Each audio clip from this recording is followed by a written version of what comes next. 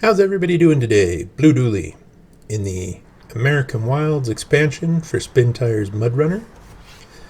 This isn't like a hardcore playthrough. This is more of a kind of a channel update with the game running in the background, so you don't see me just yakking in front of the camera.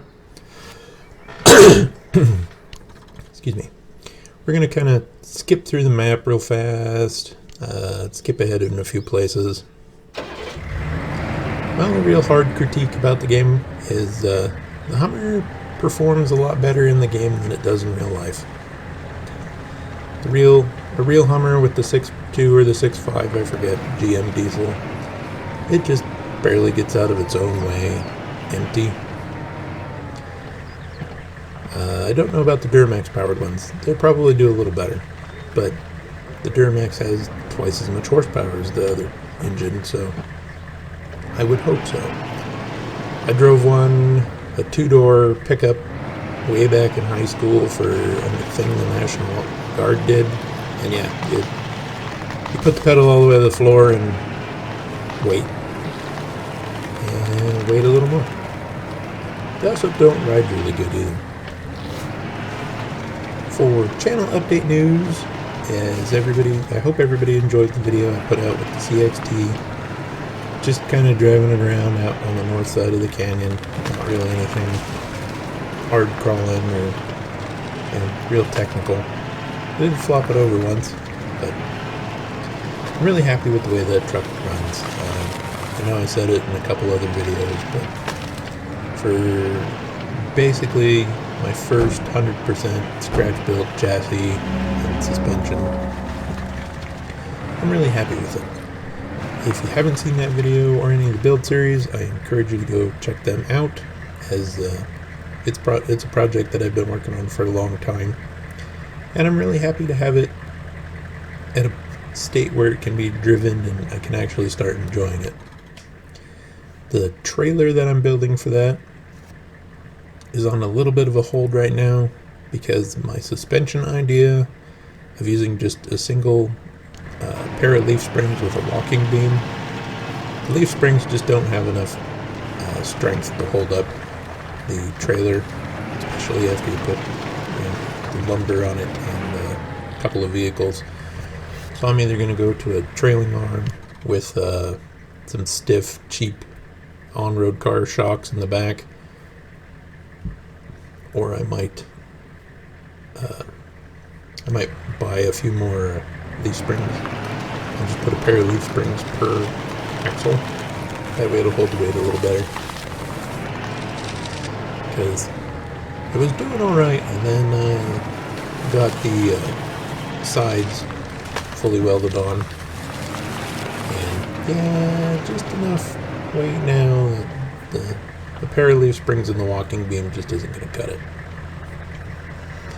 I had thought about checking out a sound kit and light kit other than the Tamiya multifunction unit. I've seen a couple of reviews on it and I wasn't really impressed. And in fact, one of the viewers or reviews of it is Bob over at Hobby Concepts. I'll put a link to his channel.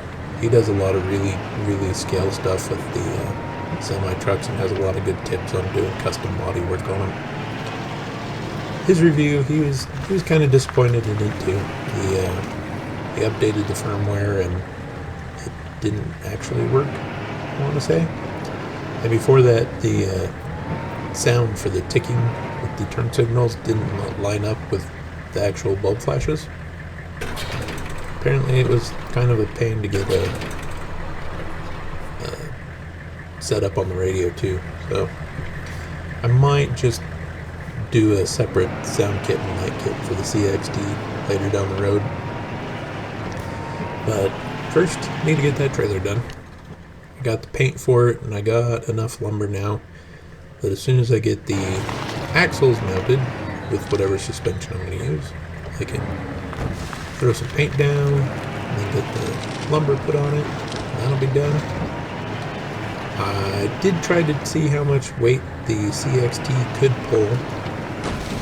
I put a 10-pound sledge, well, short-handled 10-pound sledge in the bed, just to make sure the truck got enough traction. And the HPI Wheelie Cream / Crawl King axles have just enough slop in them that much weight in the truck.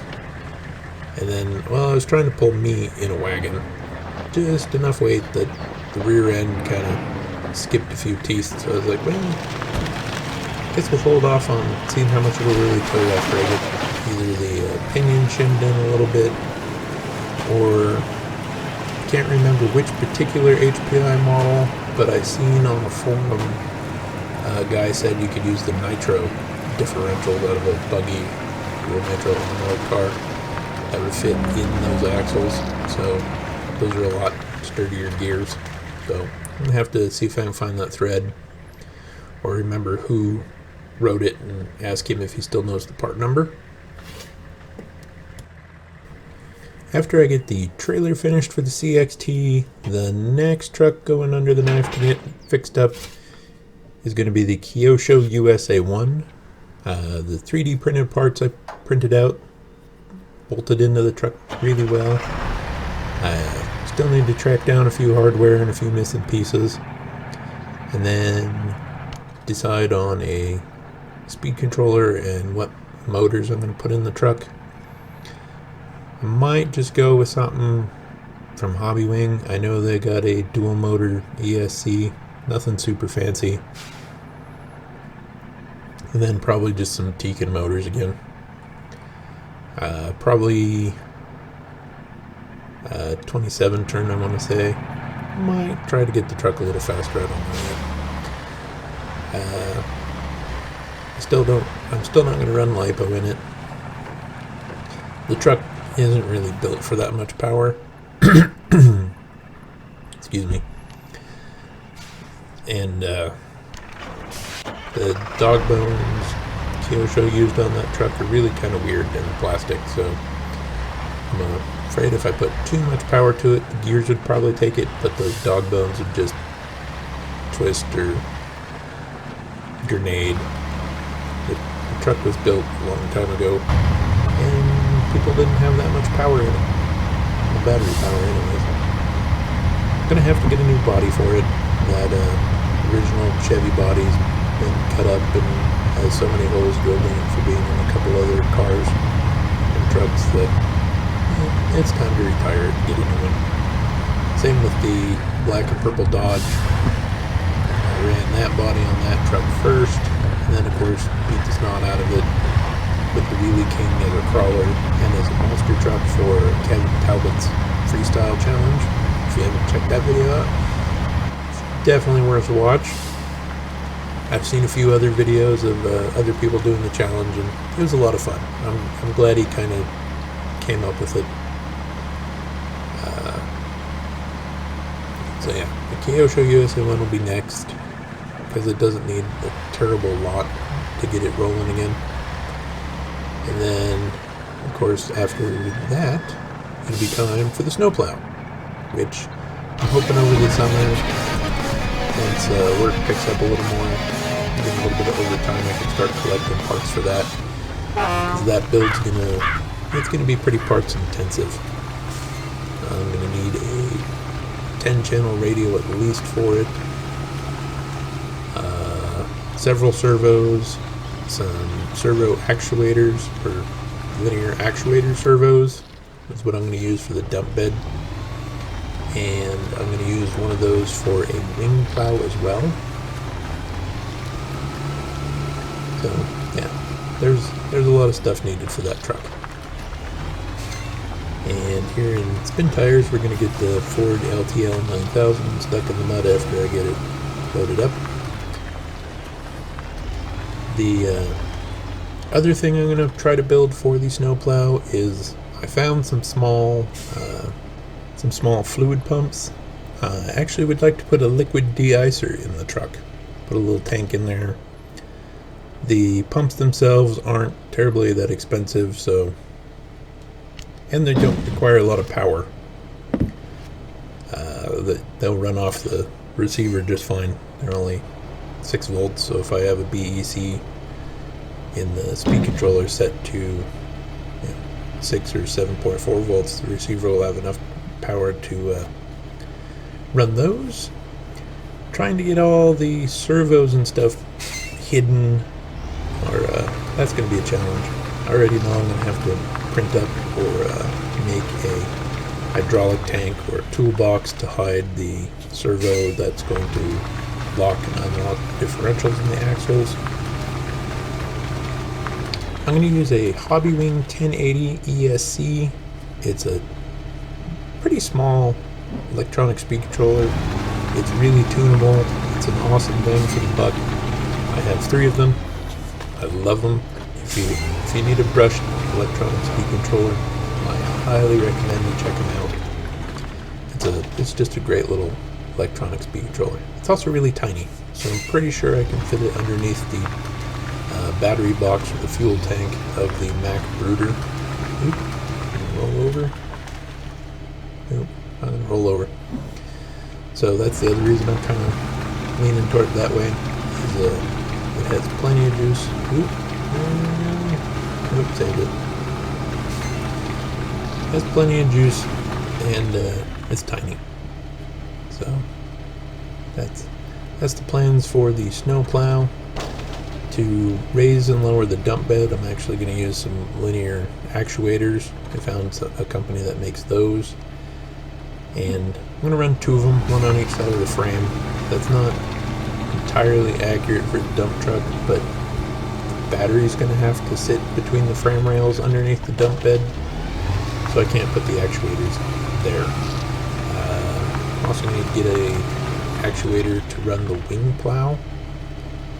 So the truck's going to have a wing plow, the main plow, and hopefully a liquid de-icer tank, which last winter wifey found some pet-friendly de-icer stuff, so we can put that in the truck, and then if we're out goofing around and anybody walks their animal after we, de-ice the sidewalk, I don't have to worry about making anybody's pupper sick, because that would be really bad. We just skipped through getting the LTL out from being unstuck. That took me a while, so we just skipped over that whole part. We're going to get at least this load of logs delivered in the video. For the dually, the first thing we're going to do as soon as it get a little paycheck coming in, I need to take the ladder bars off the truck and get them sandblasted and repowder coated. Kind of look like crap, but they've been on there a long time, and the powder coating didn't really hold up as awesome as I'd hoped, but that's alright. The other thing I'd like to do is, I kind of know a guy who knows a guy, so I'm hoping to get my pickup truck up into Kenworth, and they have a chassis dyno. I'd like to get the truck chassis dyno here in the Magic Valley area, as the last time the truck was on a dyno, it was in Rock Springs, like 20-something degrees out, and between the elevation and the temperature. I don't want to put a camshaft in the truck and do some tuning and then dyno it here, because the dyno results are just going to be so different because of the elevation, atmosphere. They're 2 different dynos, so I'd like to get the truck dynoed, then put a camshaft in it. I need to get my head studs in it. I'm going to do all that in one shot, I'm hoping, along with change a few seals and stuff that probably need changed. I think the front main might be starting to drip a little bit. I'm not 100% sure. I just haven't crawled underneath it to look, because it kind of seems like it's been one bad thing after another. And I'd like to stay more on the positive, so that's kind of channel plans, where we're going this year.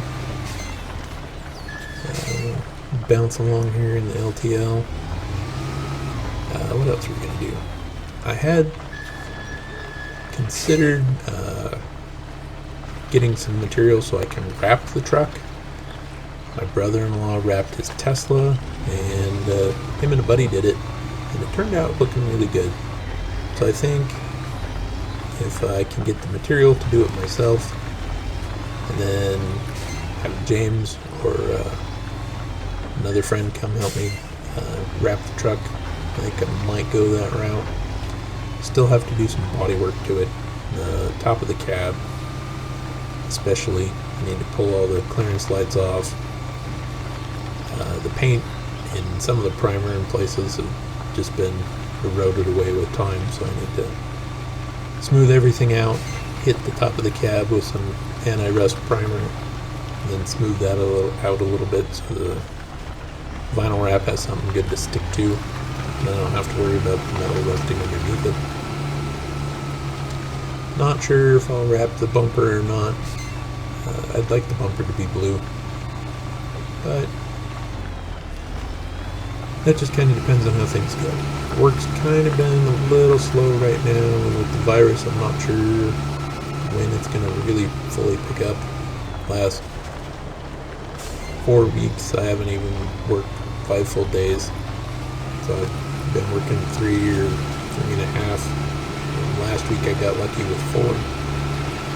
So don't know if people are going to be buying houses like crazy after everything gets back to normal, or if summer's just going to be really slow. So everything kind of hinges on that. That's just the way it works when you work construction. Hope everyone had a good weekend. As always, hit like, subscribe, and we'll catch you in the next one.